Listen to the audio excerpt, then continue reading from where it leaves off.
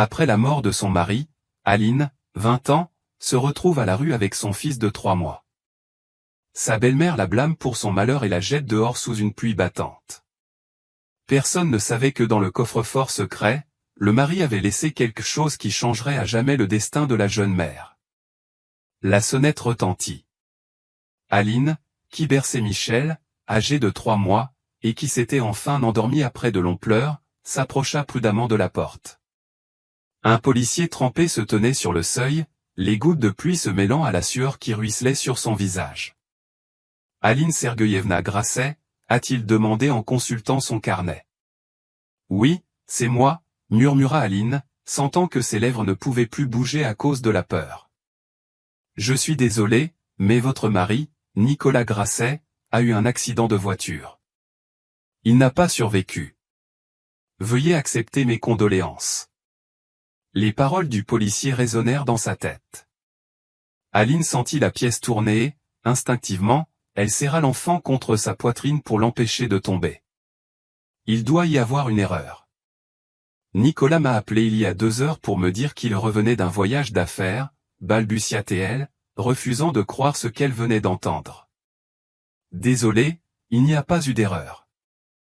L'accident s'est produit vers 17 heures. Vous devrez venir identifier le corps et récupérer ses effets personnels. Michel, comme si elle sentait que quelque chose n'allait pas, se réveilla et se mit à pleurer. Aline commença à bercer son fils machinalement, sans vraiment comprendre ce qu'elle faisait. Juste à ce moment-là, sa belle-mère, Valentine Dubois, une femme rondelette à l'expression sévère, sortit de la pièce. « Que s'est-il passé ? Pourquoi le bébé pleure-t-il ? demanda-t-elle. Mais en voyant le policier, elle se figea. « Nicolas a-t-il un problème ? » Le policier a répété la terrible nouvelle. Valentine Dubois a crié et s'est effondrée sur le sol dans le couloir. Aline, comme plongée dans un brouillard, posa sur la table de chevet la tasse de thé inachevée qu'elle tenait en ouvrant la porte, puis s'agenouilla près de sa belle-mère. « Valentine Dubois, tu dois te calmer, » dit-elle doucement, sachant très bien l'absurdité de ses paroles. Les heures qui suivirent virèrent au cauchemar pour Aline. Une ambulance arriva et Valentine Dubois on lui a administré un sédatif. Son beau-père, André Leclerc, un homme calme et posé, est également arrivé. Il n'a pas pleuré, mais il a instantanément vieilli et les rides de son visage ont semblé plus profondes. « Ce n'est pas possible, mon fils, » répéta-t-il en regardant dans le vide. Cette nuit-là, personne ne dormit. Michel, sentant la tension ambiante, pleurait presque sans cesse. Aline, apparemment inconsciente de ce qui se passait, changeait machinalement les couches de son fils, le nourrissait et le berçait pour l'endormir. Sa conscience semblait avoir été éteinte, pour la protéger de la terrible vérité. Au matin, son beau-père, André Leclerc, se rendit à la morgue. Valentine Dubois à la maison, les médecins insistèrent pour qu'elle ne s'inquiète pas, reste aussi, dit sèchement son beau-père à Aline. Reste à la maison avec le bébé. Je peux y aller seule. Alors que la porte se refermait derrière lui, Aline sentit les larmes qu'elle avait retenues toute la nuit couler sur ses joues. Elle s'assit à la table de la cuisine, tenant Michel endormi dans ses bras, et pour la première fois, elle s'autorisa à réaliser pleinement, Nicolas était parti. Le mari avec qui elle était depuis sa première année de fac, celui qui avait été si heureux à la naissance de leur fils, celui qui les avait souri et serrés dans ses bras la veille au matin avant de partir travailler. Il était parti. Il est parti. C'est ta faute, lança sa belle-mère d'une voix rauque, tout juste entrée dans la cuisine.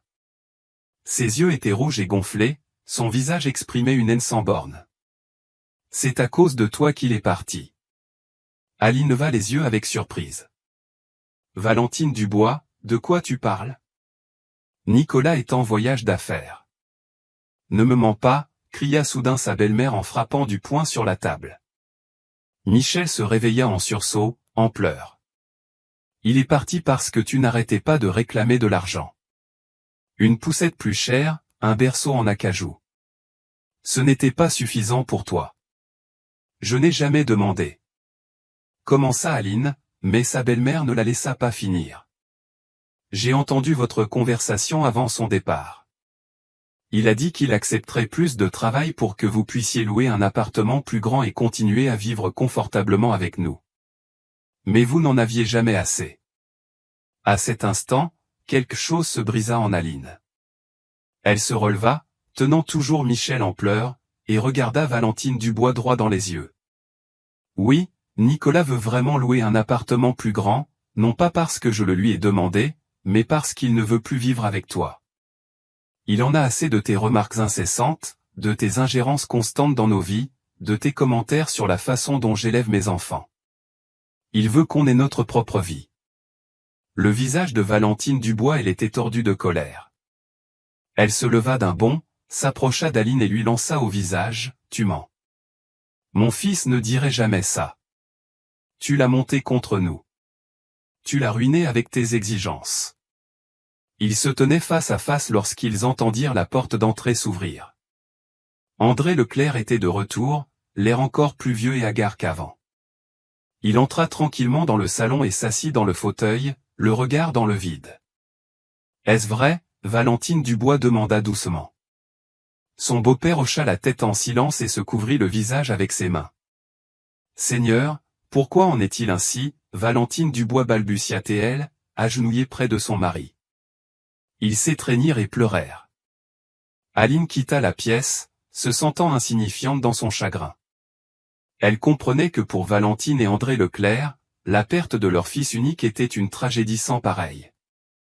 Mais pour elle, Nicolas était le monde. Elle l'aimait. Ils avaient fait des projets ensemble, rêvé d'un avenir commun. L'enterrement se déroula dans un brouillard. Aline se tenait près de la tombe, tenant Michel dans ses bras, incapable de croire que, par une journée printanière aussi ensoleillée, son mari était enterré. Pas une larme ne coula sur sa joue. Elle semblait avoir pleuré jusqu'à en mourir ces derniers jours. Valentine Dubois, elle était étonnamment déterminée. Elle acceptait les condoléances des collègues, des amis et de la famille éloignée de Nicolas. Elle ne lançait que de temps à autre des regards étranges à Aline, dans lesquels on pouvait lire une certaine détermination. Après les funérailles, tout le monde retourne à l'appartement des parents de Nicolas, où un dîner commémoratif est organisé. Aline, épuisée et dévastée, couche Michel dans sa chambre et sort avec les invités. Elle mange à peine, se contentant de répondre machinalement aux condoléances et de s'effacer. Alors que les derniers invités partaient, Valentine Dubois il s'est approché d'elle. « Je veux te parler. » Seul. Ils entrèrent dans la cuisine. Dehors, la pluie recommença à tomber, les gouttes s'écrasant sur la vitre, créant une mélodie lugubre. « Je veux que tu partes, » commença sa belle-mère. Aline, je pensais avoir mal entendu. Tu as bien entendu. Je veux que tu fasses tes valises et que tu quittes la maison aujourd'hui. Mais où vais-je aller ? Demanda Aline, perplexe. J'ai un bébé de 3 mois. Je n'ai pas de travail. Mes parents habitent dans une autre ville. Ce n'est pas mon problème, a déclaré Valentine Dubois. Dis froidement. Tu as ruiné mon fils avec tes exigences, et je ne veux plus te voir chez moi. Valentin Dubois, tu sais que ce n'est pas vrai. Nicolas est mort dans un accident de voiture. Je n'y suis pour rien. Sans toi, il ne serait pas parti en voyage d'affaires, hurla sa belle-mère. Sans toi, cet enfant n'existerait pas. Nicolas serait en vie. Elle resta silencieuse, ne terminant pas sa phrase, mais Aline comprit ce qu'elle voulait dire. Cet enfant, demanda-t-elle doucement. Ton neveu. Ce n'est pas mon neveu, a déclaré Valentine Dubois. Grogna-t-il. Je ne suis même pas sûr que ce soit celui de Nicolas. Aline, elle sentit une vague de nausée lui monter à la gorge. Tu n'as pas le droit de dire ça, murmura-t-elle. J'en ai le droit. Mon fils unique a été enterré aujourd'hui, et maintenant j'ai le droit de dire ce que je veux. Fais tes bagages et file. À ce moment précis, André Leclerc apparut dans l'embrasure de la cuisine. Que se passe-t-il ? Demanda-t-il d'un ton las. Je lui ai dit de partir, Valentine Dubois répondit. Elle n'a plus rien à faire ici. Mais. commença son beau-père, mais sa femme l'interrompit. Pas de « mais ». Tu ne comprends pas? C'est à cause d'elle que notre fils est mort. André Leclerc. Elle regarda Aline en silence. Dans ses yeux, la jeune fille eut une fatigue et une douleur infinie. Elle comprit que son beau-père ne se disputerait pas avec sa femme, pas maintenant, alors que leur douleur était si vive. Je vais préparer mes affaires, dit doucement Aline en quittant la cuisine. Dans la chambre, réveillée par le bruit, Michel pleurait. Aline prit le bébé dans ses bras et le serra fort. Désemparée, elle regarda autour d'elle, ne sachant quoi emporter, ni où aller. Elle commença à emballer les affaires du bébé, couche, lange. Valentine Dubois, une fille apparut sur le seuil. Tu n'as pas besoin de prendre la poussette et le berceau, dit-elle froidement. On les a achetés, ils ne sont pas à toi. Mais Michel? Où vais-je le mettre? Demanda Aline, perplexe. C'est ton problème, rétorqua sa belle-mère. Tu as une demi-heure pour te préparer. Ensuite, j'appelle la police. Aline, comprenant que toute dispute était vaine, elle prit le nécessaire pour le bébé, quelques vêtements et attrapa son sac à main contenant une petite somme d'argent, tout ce qu'elle avait. Ironiquement, la pluie s'intensifia par la fenêtre, se transformant en averse.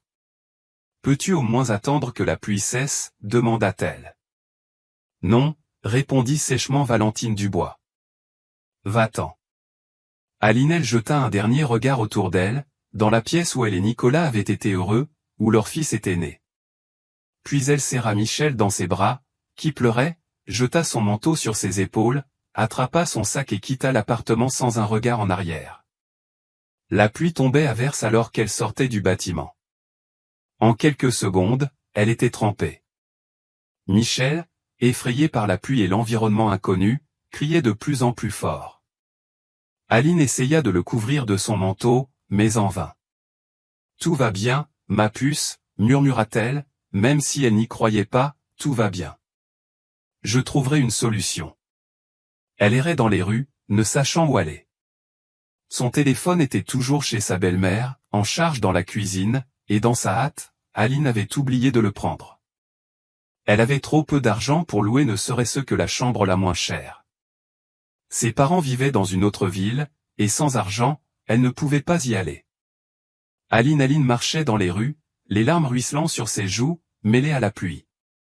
En une semaine seulement, elle avait tout perdu, son mari bien-aimé, le toit au-dessus de sa tête et son espoir en l'avenir. Seul le petit Michel, désormais blotti contre elle, semblait être sa seule raison de continuer à se battre. Aline errait dans les rues, serrant contre elle un Michel en pleurs, trempé et désespéré. La pluie s'intensifiait. Les passants, pressés de se mettre à l'abri, ne prêtèrent aucune attention à une jeune femme avec un enfant. Soudain, un taxi s'arrêta à côté d'elle. Un homme d'âge moyen, au visage fatigué mais aimable, regarda par la fenêtre et demanda, « Ma fille, pourquoi es-tu dehors sous la pluie avec un bébé? Assieds-toi, je t'emmène faire un tour. » Aline hésita. Elle avait à peine de quoi payer un taxi. Elle avoua honnêtement, « Je ne sais pas où aller et je ne peux pas payer. » Le chauffeur la regarda attentivement, puis sortit de la voiture et s'approcha. « Je m'appelle Simon. Montons au moins dans la voiture, l'enfant sera au chaud, et après, on verra ce qu'on fera. » Dans la chaleur de la cabane, Michel se calma peu à peu. Aline, encore grelottante de froid et de stress, raconta brièvement son histoire. « Eh bien, que se passe-t-il? » Simon secoua la tête.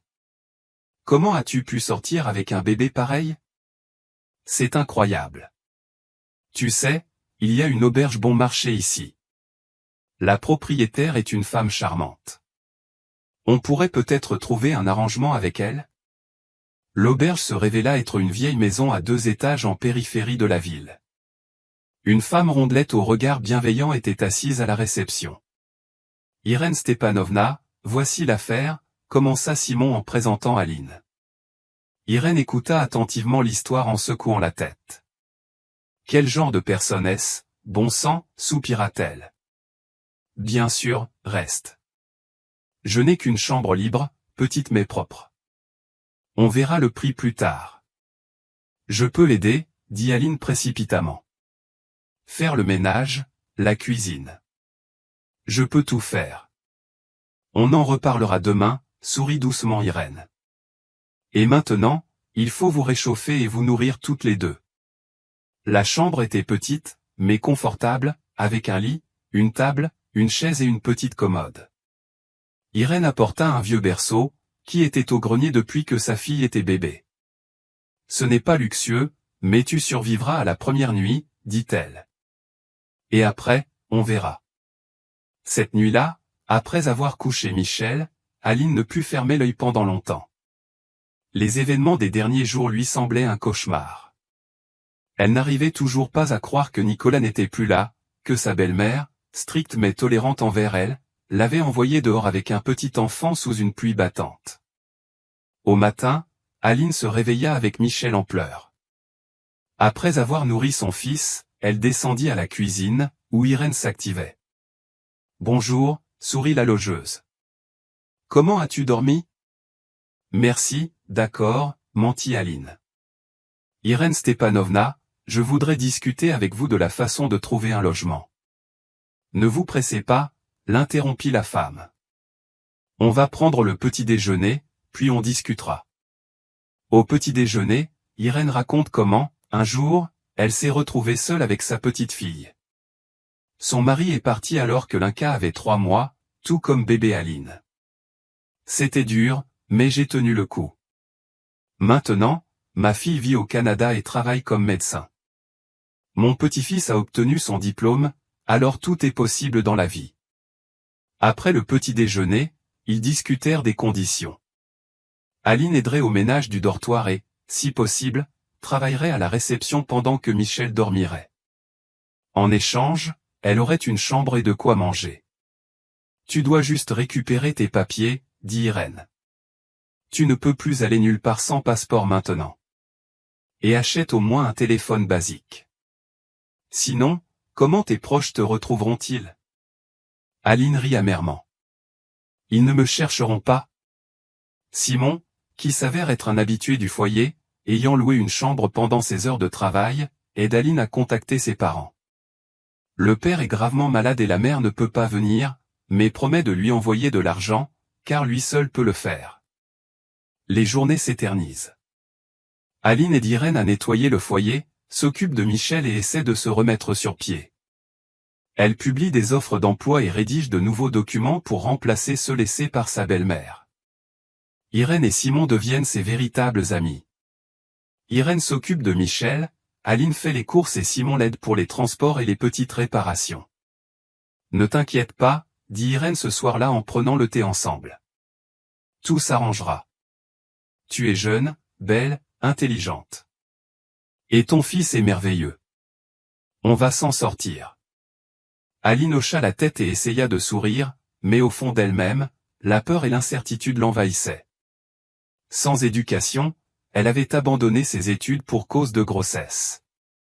Trouver un bon travail était presque impossible, mais avec un jeune enfant, c'était encore plus difficile.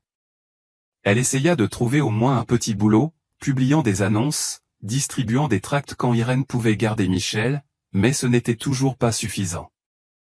Un jour, de retour d'un entretien infructueux, Aline aperçut une photo insolite dans la cuisine. Irène et Simon étaient assis à table, la tête penchée sur une feuille de papier. « Et voici Aline », s'exclama Irène avec joie. « Avez-vous reçu une lettre ?» Plus précisément, pas une lettre, mais un avis de la banque. Aline regarda l'enveloppe avec surprise. Elle n'avait jamais eu affaire à des banques. « C'est probablement une erreur », répondit-elle en haussant les épaules.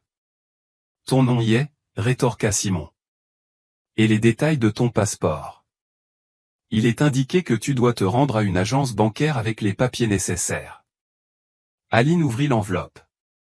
À l'intérieur se trouvait effectivement un avis officiel d'une banque réputée te demandant de te rendre à l'agence la plus proche pour régler le problème du coffre-fort. Un coffre-fort? Aline était perplexe. Je n'en ai jamais eu. Peut-être un objet laissé par son mari, suggéra Irène. Va vérifier, ça pourrait être quelque chose d'important. Aline réfléchit un instant. Nicolas ne lui avait jamais parlé du coffre-fort. Pourtant, à bien y réfléchir, il avait pris beaucoup de choses en main, essayant de la protéger de soucis inutiles, surtout pendant sa grossesse. Et qui s'occupera de Michel, demanda-t-elle, perplexe. Moi, répondit calmement Irène. Ne t'inquiète pas, j'ai gardé 3 petits-enfants et je m'occuperai des tiens. Le lendemain matin, Aline se rendit à la banque. Simon la conduisit au travail, lui promettant de passer dans 1 heure. Si vous avez un problème, appelez-moi, dit-il en lui tendant un simple téléphone à touche.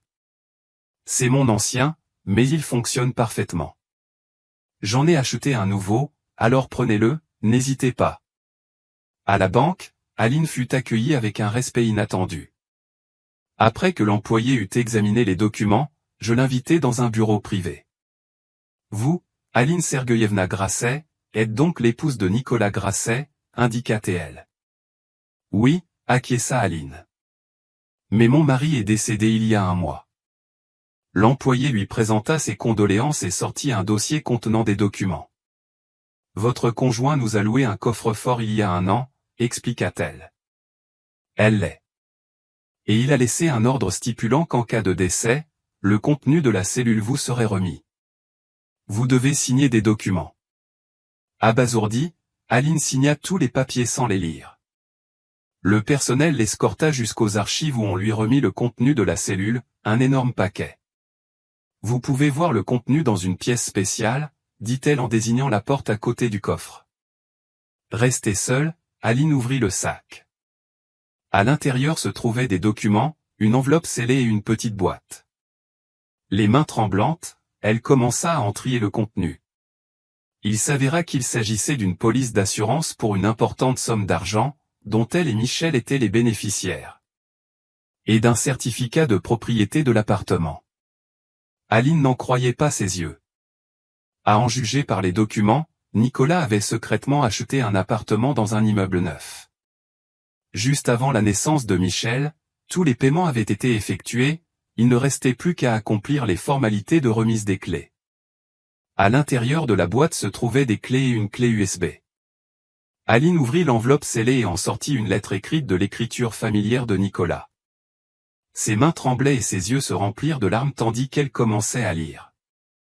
Chère Aline, commençait la lettre. L'écriture de Nicolas, si familière, si chère, semblait prendre vie sous ses yeux. Si vous lisez cette lettre, c'est que le pire est arrivé. J'espère que vous ne lirez jamais ces mots. Mais la vie est imprévisible. Je dois prendre soin de vous et de notre fils. Je suis désolé de ne pas te l'avoir dit plus tôt, mais je voulais te faire une surprise. Depuis 2 ans, j'économise et je nous ai récemment acheté un appartement dans un immeuble neuf, rue du Soleil. La maison est prête. J'ai commencé les travaux. Je voulais te montrer quand tout sera prêt. Maintenant, c'est ta maison et celle de notre fils. J'ai aussi souscrit une assurance vie. L'argent t'aidera à te remettre sur pied et à faire les études de Michel. Tous les papiers sont dans le coffre, ainsi que les clés de l'appartement. Je vous ai demandé, à vous et à mon collègue, Maxime Olivier, de vous aider à enregistrer tous les documents, au cas où il m'arriverait quelque chose. C'est un avocat de notre cabinet et une personne formidable. Ses contacts sont sur la clé USB, ainsi que les photos de l'appartement et une vidéo que j'ai enregistrée pour toi. Une dernière requête, mon amour. Ne laisse pas mes parents, surtout ta mère, te mettre la pression. Je sais combien c'est injuste. Maintenant, tu peux construire ta vie. Je t'aime, Aline, et j'aime notre fils. Sois heureuse, même quand je ne suis pas là. À toi pour toujours, Nicolas. Aline s'affala sur une chaise, incapable de retenir ses sanglots. L'employé de banque frappa doucement à la porte, mais, entendant les sanglots, il partit, laissant la cliente seule avec son chagrin et un héritage inattendu. La lettre manuscrite de Nicolas eut un effet étrange sur Aline. L'amertume de la perte se mêlait au sentiment de sa présence invisible à ses côtés, à son attention, qui persistait même après la mort. Une fois la première vague d'émotion retombée, Aline ramassa tous les documents dans son sac, essuya ses larmes et quitta la pièce. Le banquier l'escorta jusqu'à la sortie, lui présentant une nouvelle fois ses condoléances. Simon l'attendait dans la voiture, comme promis. « Alors, y a-t-il quelque chose d'important » demanda-t-il, remarquant les yeux rouges d'Aline. « Oui, beaucoup » répondit-elle doucement. « Nicolas me l'a laissé. Il nous a laissé un appartement et une assurance. » « Eh bien » siffla Simon. « Et on dit que les miracles n'existent pas. » Sur le chemin du dortoir, Aline lui parla de la banque et de la lettre de son mari. « Bravo, mon ami » acquiesça respectueusement le chauffeur de taxi. « Il prend soin de la famille. Maintenant, l'important est de bien gérer la situation et de ne pas se laisser tromper. » À son retour, Aline trouva Irène tenant Michel dans ses bras. « Le coquin vient de s'endormir » chuchota la propriétaire. « Il a été de mauvaise humeur toute la matinée, il a appelé sa mère. »« Merci beaucoup » murmura Aline, émue. « Pour tout. » Michel se réveilla et vit sa mère, qui se mit à ronronner de joie. Aline prit son fils dans ses bras, le serra fort contre elle et l'embrassa sur le sommet de la tête. « Nous avons une maison maintenant, mon cher, chuchota T.L. Une maison à toi. » Ce soir-là, quand Michel s'endormit, Aline, Irène et Simon, venus lui rendre visite, tinrent conseil. Posant le vieil ordinateur portable d'Irène sur la table, ils examinèrent le contenu de la clé USB. « C'est un bel appartement » acquiesça Irène en regardant la photo. « Un 2 pièces dans un immeuble neuf coûte cher de nos jours. »« Tu as de la chance avec ton mari » commenta Simon. « C'est un homme, il pense à sa famille. » Aline acquiesça, sentant les larmes lui monter à la gorge. La clé USB contenait en réalité les contacts de Maxime Olivier, ainsi qu'un dossier contenant des vidéos. Aline l'ouvrit et découvrit un fichier avec les noms d'Aline et de son fils. Ses mains tremblaient lorsqu'elle appuya sur « Play ». Nicolas apparut à l'écran, vivant et réel, arborant son sourire familier, légèrement gêné. Instinctivement, Aline tendit la main vers l'écran, comme pour toucher son mari. « Bonjour, ma chérie » commença Nicolas. « Si tu regardes cette vidéo, je ne suis plus avec toi. J'espère que tu n'auras jamais besoin de cet enregistrement, mais je dois être prudent. » Pendant les 10 minutes qui suivirent, Nicolas parla de l'appartement, de l'assurance, de la gestion de l'argent et de son ami Maxime, qui l'aiderait pour toutes les démarches juridiques. À la fin de la vidéo, sa voix tremblait. « Aline, mon amour, je suis désolé de ne pas avoir pu être là. Sache que je t'aime plus que tout au monde. Et toi, mon fils, malheureusement, j'ai à peine eu le temps de te connaître. J'espère que tu deviendras une bonne personne comme ta mère. Prends soin l'un de l'autre. » À la fin de la vidéo, le silence s'installa dans la pièce. Aline pleurait doucement. Irène essuya ses larmes avec le bord de son tablier. Même Simon s'éclaircit la gorge, cachant ses yeux humides. Bon, Simon rompit enfin le silence, il faut agir. Demain, on contactera ce Maxime pour savoir quoi et comment. Le lendemain matin, Aline appela le numéro indiqué dans l'annuaire. Un homme à la voix grave et assurée décrocha. Olivier à l'appareil. Bonjour, c'est Aline Grasset, sa femme. La veuve de Nicolas Grasset. Sa voix trembla. Il y eut un silence à l'autre bout du fil. Aline finit par dire Maxime. Mes condoléances, Aline. Nicolas était un type formidable et un véritable ami. Merci, répondit-elle doucement. Hier, j'ai retrouvé le coffre-fort qu'il avait laissé. Il y avait une lettre de Nicolas disant que tu m'aiderais à enregistrer les documents. Bien sûr, répondit Maxime avec assurance. Nicolas s'est occupé de tout. On peut se voir aujourd'hui. Je viendrai te chercher si tu me donnes l'adresse. Aline donna l'adresse du dortoir, et ils convinrent de se retrouver dans 2 heures. Maxime s'avéra être un homme d'une trentaine d'années, grand et bien bâti, aux yeux gris pensifs et à la barbe soignée. Il arriva dans une voiture modeste mais bien entretenue et donna immédiatement l'impression d'être un homme bien. « Irène, puis-je vous laisser Michel encore quelques heures ?» demanda Aline. « Il faut qu'on visite quelques endroits. »« Bien sûr, ma chère, » sourit la propriétaire.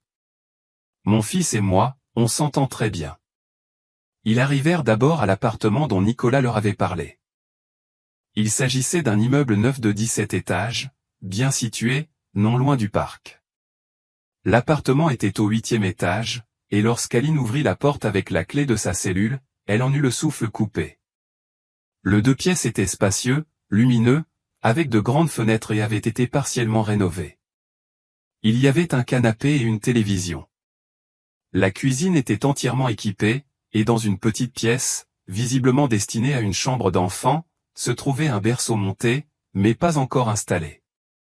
Nicolas a dit qu'il préparait la naissance de son fils, expliqua Maxime, voyant la surprise d'Aline.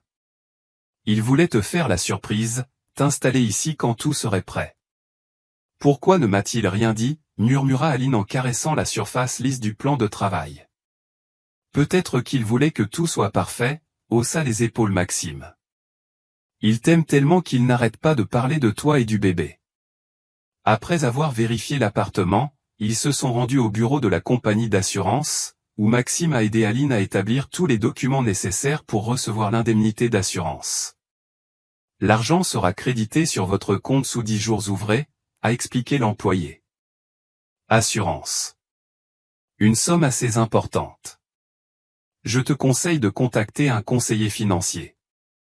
Je t'aiderai, dit Maxime avec assurance. Je connais quelqu'un de fiable en matière de finances. Il te dira comment gérer au mieux cet argent.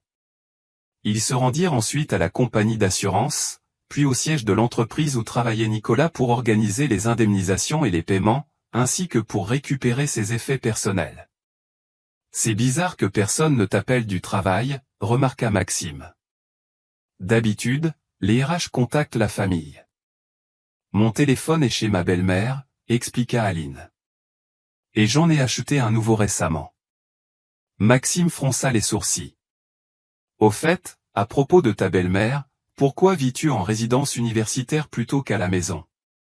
Aline mentionna brièvement comment Valentine Dubois l'a poursuivie, elle et l'enfant, sous la pluie. C'est scandaleux, s'exclama Maxime, et c'est illégal. Elle n'a pas le droit de faire ça, surtout à son enfant. Je ne veux pas poursuivre les parents de Nicolas, dit Aline d'un ton las. Ils ont perdu leur fils. Ça a été dur pour eux. Ça ne justifie pas la cruauté, secoua Maxime. Mais bien sûr, c'est à toi de décider. De toute façon, tu as maintenant ton propre appartement et tes moyens de subsistance. Le soir, une fois le travail terminé, ils retournèrent au dortoir.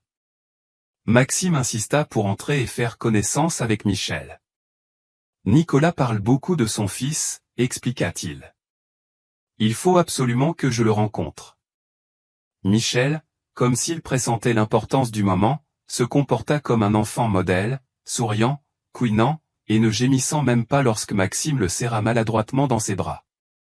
Un vrai petit homme, sourit l'avocat en rendant prudemment l'enfant à Aline. Il ressemble comme 2 gouttes d'eau à son père. Au moment de se séparer, Maxime laissa sa carte de visite à Aline et promit de l'aider si elle avait des questions. Nicolas est mon meilleur ami, dit-il avec sérieux. Je ferai tout pour t'aider. Tandis que l'avocat s'éloignait, Irène lança un regard entendu à Aline. Un homme bien, dit-elle. Digne de confiance. Il ne fait que ce que Nicolas a demandé, protesta Aline, mais ses joues tremblèrent. Cette nuit-là, allongée dans son lit à côté de Michel, qui dormait paisiblement, Aline ressentit de l'espoir pour la première fois depuis longtemps. Bien sûr, la douleur de la perte persistait, et elle n'arrivait toujours pas à croire que Nicolas était parti. Mais maintenant, elle avait un toit, de l'argent et des gens prêts à l'aider. Elle n'était plus seule face au monde. Merci, mon amour, murmura-t-elle en regardant par la fenêtre sombre, au-delà des étoiles scintillantes. Je te promets que je ferai tout mon possible pour que notre fils grandisse et devienne quelqu'un de bien, comme toi. Le lendemain, Aline a appelé ses parents pour leur annoncer l'héritage inattendu. Sa mère a pleuré de joie et a promis de venir dès que son père irait mieux. Aline a également contacté Maxime pour savoir où en étaient les démarches administratives. Tout se déroule comme prévu, a déclaré l'avocat. La compagnie d'assurance a approuvé le paiement. L'argent sera bientôt sur votre compte. Avez-vous pensé à déménager? Aline réfléchit un instant. Bien sûr, elle souhaitait emménager bientôt dans sa propre maison, mais elle avait peur de se retrouver seule avec l'enfant. Je ne sais pas si je pourrais m'occuper de Michel toute seule, admit-elle. Irène m'aide. Si tu veux, je peux engager une nounou pour la première fois, suggéra Maxime. Il y a une bonne agence, des gens fiables. Aline la remercia, mais décida de reporter sa décision. Trop de changements se produisaient simultanément. Le soir, on frappa à sa porte. Simon se tenait sur le seuil avec un bouquet de fleurs sauvages. « C'est pour toi », dit-il timidement en lui tendant les fleurs. « Pour célébrer la bonne nouvelle. »« Merci », dit Aline, émue, en prenant le bouquet. « Tu es très gentil, Simon. »« Viens », fit le chauffeur de taxi d'un geste de la main. « Je me disais que quand tu emménageras dans un nouvel appartement, je t'aiderai pour tout. Et puis, si tu as besoin d'aller quelque part, dis-le-moi. Je profiterai de ton offre, sourit Aline. Une semaine après la découverte du coffre-fort, alors que tous les documents avaient été établis et l'assurance transférée, Aline décida de franchir une étape importante, rendre visite aux parents de Nicolas. Ce ne fut pas une décision facile pour Aline. Souvenir de cette soirée pluvieuse, où Valentine Dubois l'emmenait avec le bébé dans la rue était toujours douloureux. Mais elle comprenait que Nicolas ne voudrait pas que ses parents et son fils soient séparés. « Tu es sûr de vouloir faire ça ?» demanda Irène en aidant Aline à habiller Michel d'une nouvelle combinaison achetée avec l'argent de la première assurance. « Non, je ne suis pas sûr, » admit Aline avec honnêteté. « Mais Michel a le droit de connaître ses grands-parents, et eux ont le droit de connaître leur petit-fils. » Maxime insista pour accompagner Aline. « C'est purement pour le soutien moral, dit-il, mais à ses yeux. » On pouvait lire son inquiétude. En arrivant dans une maison familière, Aline sentit son cœur battre la chamade. « Tout ira bien, » dit doucement Maxime en garant la voiture. « J'arrive. » La porte fut ouverte par son beau-père, André Leclerc. Voyant Aline avec un enfant sur le seuil, il se figea, n'en croyant pas ses yeux. « Ali » finit-il par insister. « Qui est là, André ?» On entendit la voix de sa belle-mère, et Valentine Dubois. Une femme apparut sur le seuil. Voyant sa belle-fille avec un enfant et un homme inconnu, elle pâlit et serra son cœur. Entrée, l'invita son beau-père, confus. « Il faut qu'on parle. » Dans le salon où avaient eu lieu récemment les funérailles du père Nicolas, un silence tendu régnait. Aline était assise, un sac à la main. Maxime était assis à proximité, prêt à intervenir à tout moment.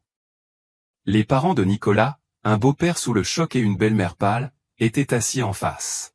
« Pourquoi n'êtes-vous pas encore arrivé ?» demanda Valentine Dubois. Demanda-t-elle. « Demandez de l'argent ?» Non, répondit calmement Aline. « J'ai de l'argent. Nicolas s'est occupé de nous. » Que voulez-vous dire ? André Leclerc fronça les sourcils. Aline parla brièvement du contenu du coffre-fort, de l'appartement et de l'assurance. À chaque mot, le visage de sa belle-mère s'assombrissait. « Je n'y crois pas, » dit-elle sèchement lorsqu'Aline eut terminé. « Nicolas ne ferait jamais ça dans notre dos. »« Il l'a fait, » interrompit Maxime en sortant un dossier, « et il m'a demandé d'aider sa famille. Je suis Maxime Olivier, l'ami et collègue de Nicolas. Voici tous les documents. Vous pouvez les consulter. » André Leclerc prit le dossier et commença à le parcourir. Ses mains tremblaient légèrement. « Tout est juridiquement parfait, » remarqua-t-il en tendant le dossier à sa femme. « Et l'écriture de la lettre de Nicolas. Je vais vérifier. » Valentine Dubois elle regarda les documents avec incrédulité, mais ne put rien objecter. Des larmes lui montèrent aux yeux. Pourquoi es-tu venu, demanda-t-elle à nouveau, mais sans l'agressivité précédente. Tu veux me punir? Me prouver que j'avais tort? Je suis venu pour Michel, ton petit-fils, répondit doucement Aline. Une part naturelle de Nicolas est encore présente dans ce monde. Je ne veux pas le priver de ses grands-parents, mais de toi, mon petit-fils. Michel, comme s'il comprenait l'importance du moment, esquissa soudain un sourire édenté et tendit la main à Valentine Dubois. Quelque chose tremblait sur le visage de la vieille femme. Puis-je le garder, demanda-t-elle, hésitante. Aline hésita une seconde, puis tendit délicatement l'enfant à sa belle-mère. Valentine Dubois elle tenait son neveu maladroitement, mais ses mains se souvenaient encore comment tenir un bébé. Autrefois, elle avait tenu le petit Nicolas de la même façon. Mon Dieu, c'est un homme, murmura-t-elle en regardant le visage du bébé. Tout comme Nico à cet âge. André Leclerc s'approcha, debout à côté de sa femme, regardant son petit-fils.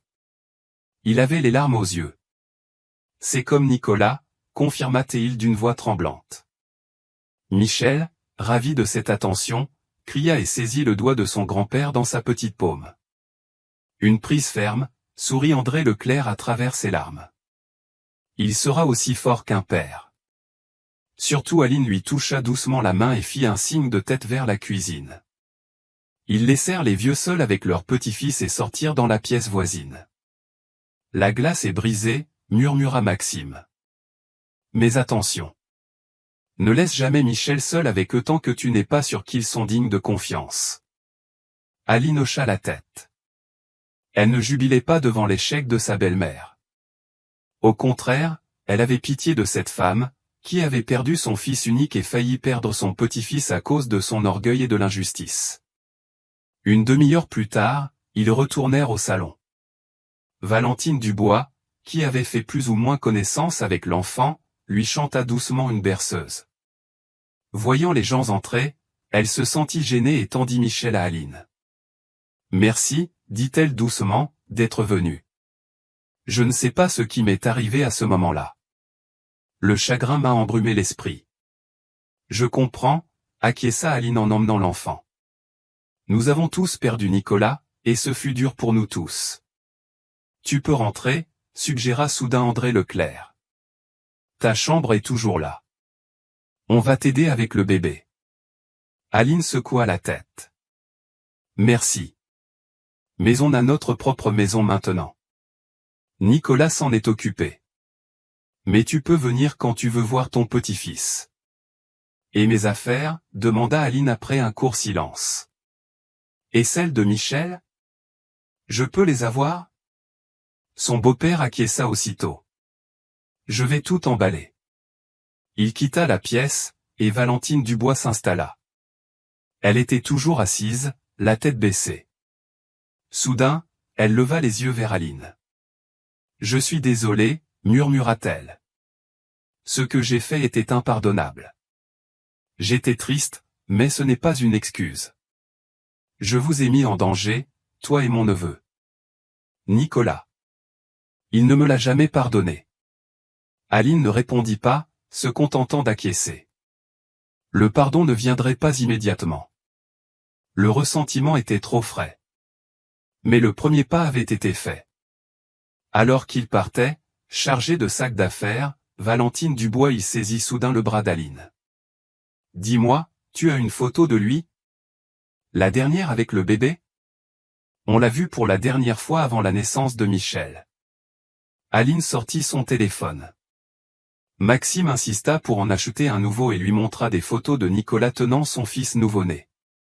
Je t'enverrai ces photos, promit elle, et je t'en enverrai d'autres quand Michel sera grand. En quittant l'allée, Aline prit une profonde inspiration. Elle ressentit une étrange légèreté, comme si un énorme poids s'était ôté de ses épaules. Tu as été formidable, le complimenta Maxime en chargeant les bagages dans le coffre.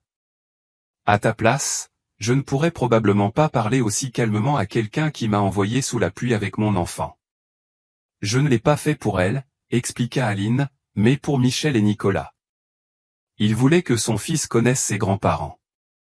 Une semaine après cette rencontre, Aline décida d'emménager dans un nouvel appartement. Irène participa aux derniers préparatifs. Simon organisa le transport de tout, et Maxime prit un jour de congé pour participer aux préparatifs. En franchissant le seuil de la nouvelle maison, Aline ressentit une étrange excitation. Tout ici était imprégné de l'attention de Nicolas. Il avait choisi cet appartement, planifié les réparations, acheté les meubles. C'était comme si une part de son âme était encore entre ses murs. S'installer dans le nouveau logement a pris quelques jours. Maxime s'est révélé étonnamment débrouillard, aidant à assembler les meubles manquants, à installer les étagères et même à vérifier personnellement l'électricité et la plomberie. Je n'aurais jamais cru qu'un avocat puisse être aussi efficace, sourit Aline en le regardant installer une tringle à rideaux. J'ai grandi au village, dit Maxime en haussant les épaules. Là-bas, soit on sait tout faire soi-même, soit on vit dans une maison délabrée. Peu à peu, la vie reprit son cours. Aline organisa une crèche pour Michel, acheta le nécessaire et organisa sa vie. Les parents de Nicolas lui rendaient régulièrement visite, et Valentine Dubois, rétablissant peu à peu la confiance en sa belle-fille, elle reste auprès de son neveu quand Aline doit partir. Maxime devint également un visiteur régulier. Il rendait visite à Aline et Michel, apportait de la nourriture, des jouets pour le bébé et les aidait dans leurs démarches juridiques. Tu n'es pas obligé de faire tout ça, dit un jour Aline, alors qu'il réparait une fois de plus une machine à laver en panne. Tu as fait plus que ce que Nicolas m'a demandé. Je ne fais pas ça parce que Nicolas me l'a demandé, répondit Maxime avec sérieux, mais parce que je veux t'aider.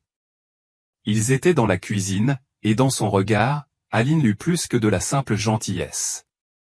Cela l'effraya trop tôt, trop inopinément. Je suis désolé, se retira aussitôt Maxime, remarquant sa confusion. Je ne veux pas insister. Sache juste que je suis là si tu as besoin d'aide.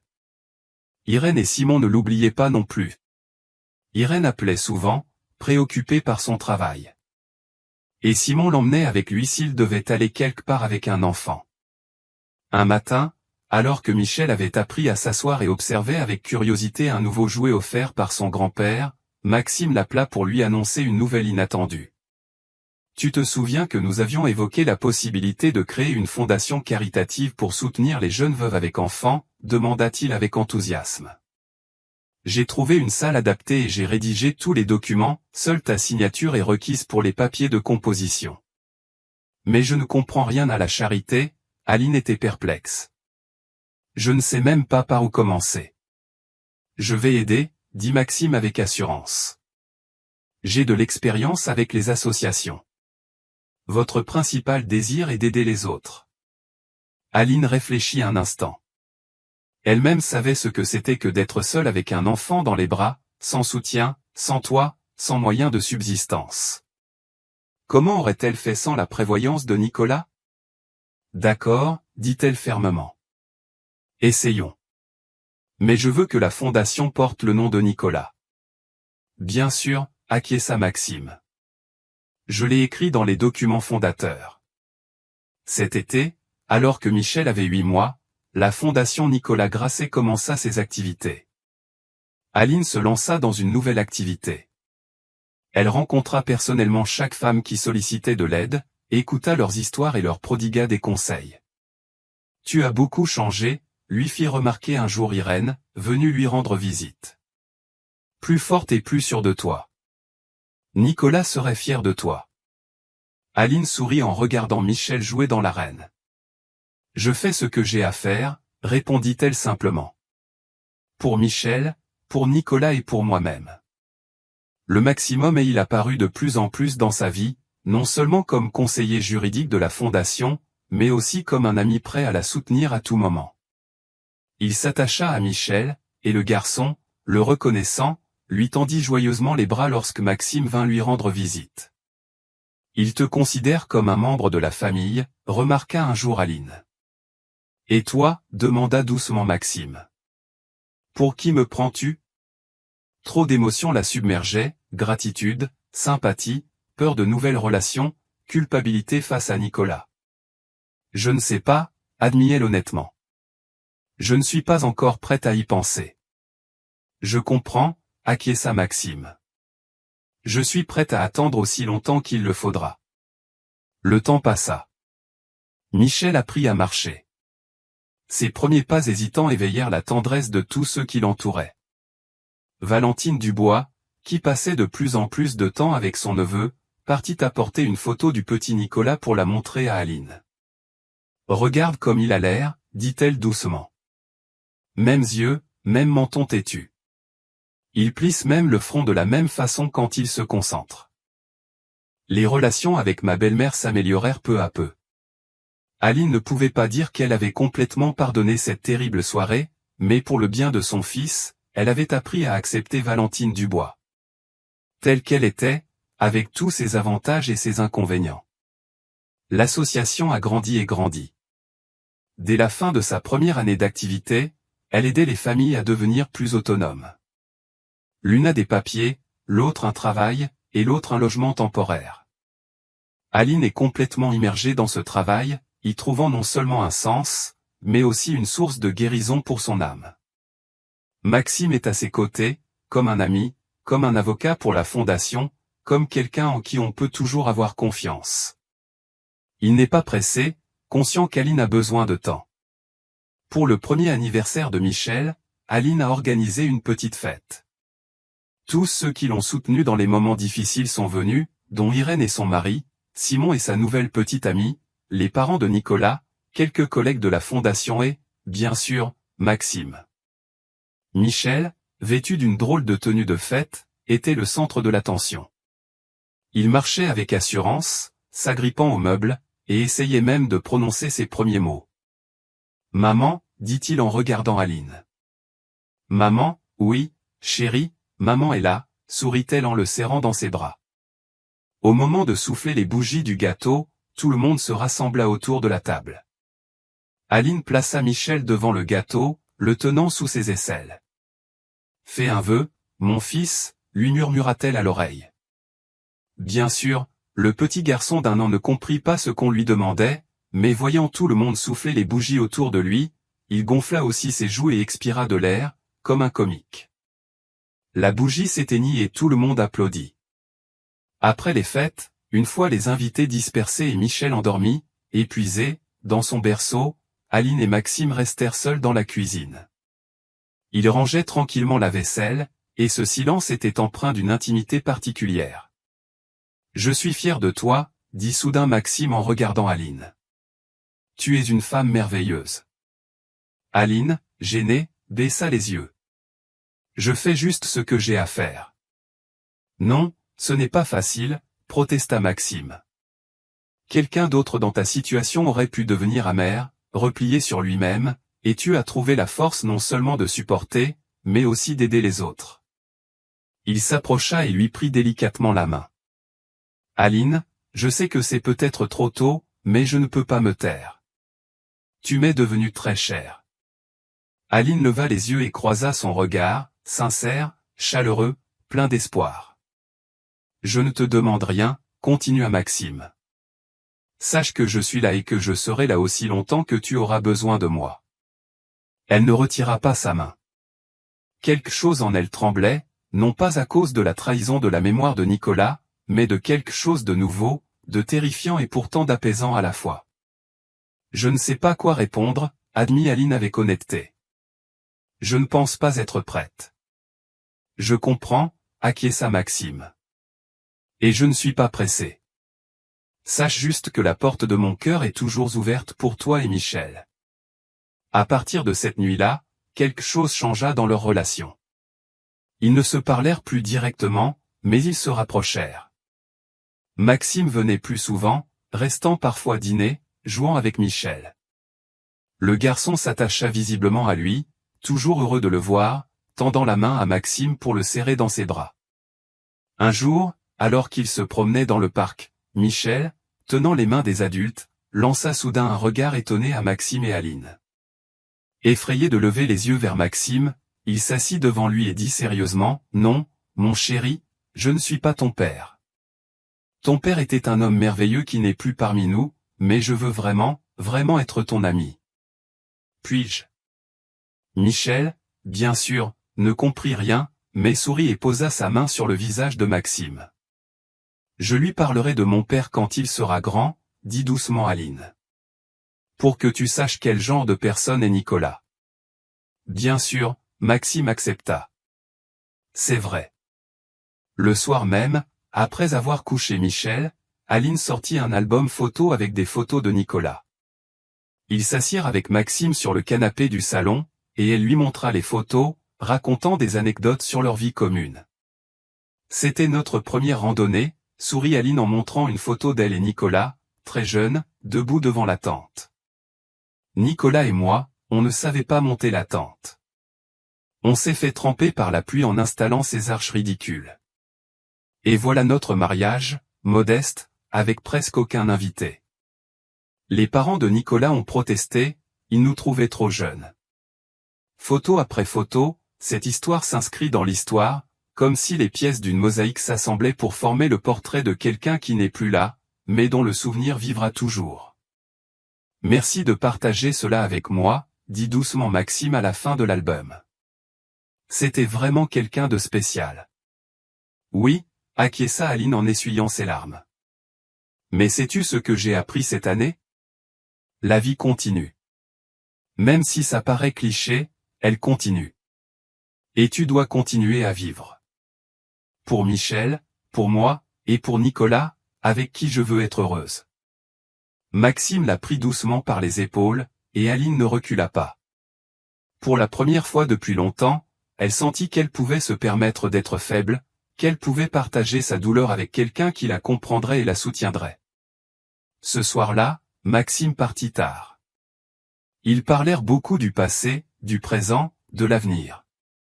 Et même si rien n'était décidé, Aline sentit qu'elle avait franchi une étape importante. L'été laisse place à l'automne, et l'automne à l'hiver. La nouvelle année approche, la première où Michel accueillera consciemment cette fête. Aline décide d'organiser de vraies vacances en famille, en invitant tous ceux qui lui sont devenus chers durant cette année difficile. Elle demanda à Maxime de l'aider à choisir et à installer le sapin. Il arriva samedi matin avec un énorme épicé adulte qui passait à peine par l'ascenseur. « Où as-tu trouvé une telle beauté ?» demanda Aline avec admiration, en regardant le sapin.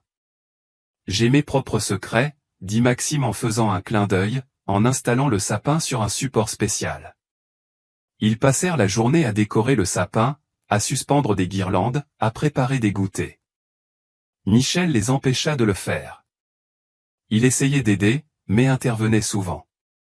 Pourtant, personne ne se fâchait. Sa joie enfantine et sincère, avec ses lumières clignotantes et ses jouets brillants, emplissait la maison d'une chaleur particulière. Le soir, quand tout fut prêt et que Michel s'endormit épuisé, Aline et Maxime étaient assis sur le canapé, admirant le fruit de leur travail.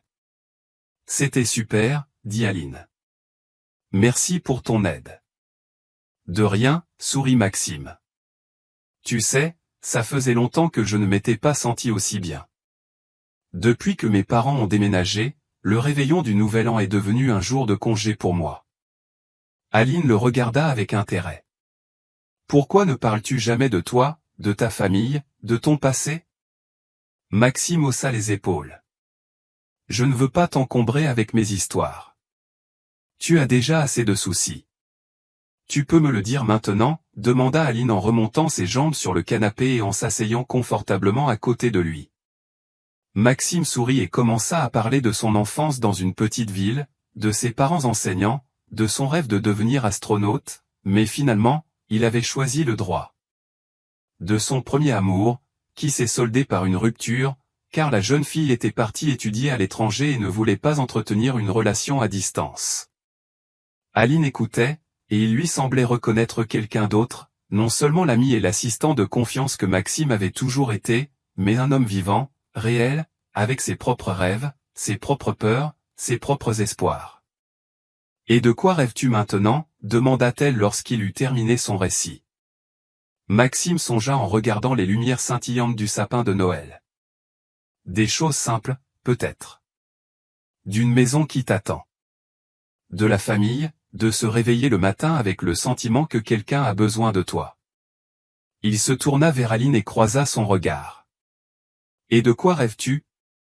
Je veux que Michel grandisse heureux, sans réfléchir, répondit-elle, pour qu'il sache ce que sont l'amour et l'attention. Pour qu'il ne se sente jamais seul. Et toi, demanda doucement Maxime. As-tu des rêves pour toi? Aline réfléchit un instant. Depuis 1 an, elle vivait uniquement de son fils et de son travail à la fondation, ne pensant presque plus à elle. Je crois que moi aussi, je veux un bonheur simple, dit-elle finalement. Être utile, aimer et être aimé. Ils étaient assis si près qu'Aline sentait la chaleur de son corps. Dans la lumière vacillante de la couronne, le visage de Maxime semblait particulièrement séduisant, fort et bienveillant, avec les rides au coin de ses yeux qui apparaissaient lorsqu'il souriait. Aline, dit-il doucement en la regardant dans les yeux. Je sais que Nicolas aura toujours une place spéciale dans ton cœur, et je ne veux pas que tu l'oublies, mais j'espère qu'il y a une place pour moi là-bas. Elle ne détourna pas le regard. Au fond d'elle, elle savait que ce moment viendrait. Et maintenant, c'était arrivé. Aline ne ressentait ni peur ni culpabilité, mais une étrange paix. Je ne peux pas promettre que tout sera facile, dit-elle honnêtement. J'ai un petit enfant, un passé difficile, et je viens tout juste de recommencer à vivre. Mais je veux essayer. Maxime lui prit la main avec précaution. On n'est pas pressé, dit-il. On a le temps de mieux se connaître, de s'habituer à nos nouveaux rôles. L'essentiel, c'est qu'on le veuille tous les deux. Leur premier baiser fut doux et prudent, comme s'ils craignaient tous deux de briser la fragile harmonie du moment. Aline sentit quelque chose en elle, figée et réduite en boule après la mort de Nicolas, commençait à faire fondre de nouveaux espoirs sous cette chaleur. Ils fêtent le nouvel an en couple. Maxime reste pour les fêter, avec les parents de Nicolas, Irène et Simon, ils célèbrent le début d'une nouvelle étape de leur vie. Michel, qui ne comprend pas la nature de ces fêtes, mais ressent la joie générale, applaudit joyeusement lorsqu'un feu d'artifice explose devant sa fenêtre à minuit. Valentine Dubois, qui avait remarqué l'évolution de la relation entre Aline et Maxime, s'approcha de sa belle-fille lorsqu'elle se retrouva seule dans la cuisine. C'était un homme bien, dit-elle doucement. Nicolas serait si heureux que tu trouves quelqu'un qui se soucie de toi et de Michel. Tu crois vraiment, s'étonna Aline. Bien sûr, dit fermement Valentine Dubois. Mon fils souhaite ton bonheur plus que tout. Il ne voudrait pas que tu le pleures toute ta vie. Ces mots de la femme qui lui avait autrefois causé tant de souffrance procurèrent étrangement à Aline un sentiment de liberté. Comme si elle avait reçu une bénédiction de la mère de Nicolas, elle s'autorisa enfin à commencer un nouveau chapitre de sa vie. Ils fêtent le nouvel an en couple. Maxime reste pour les fêter, avec les parents de Nicolas, Irène et Simon, ils célèbrent le début d'une nouvelle étape de leur vie. Michel, qui ne comprend pas la nature de ces fêtes, mais ressent la joie générale, applaudit joyeusement lorsqu'un feu d'artifice explose devant sa fenêtre à minuit. Valentine Dubois, qui avait remarqué l'évolution de la relation entre Aline et Maxime, s'approcha de sa belle-fille lorsqu'elle se retrouva seule dans la cuisine.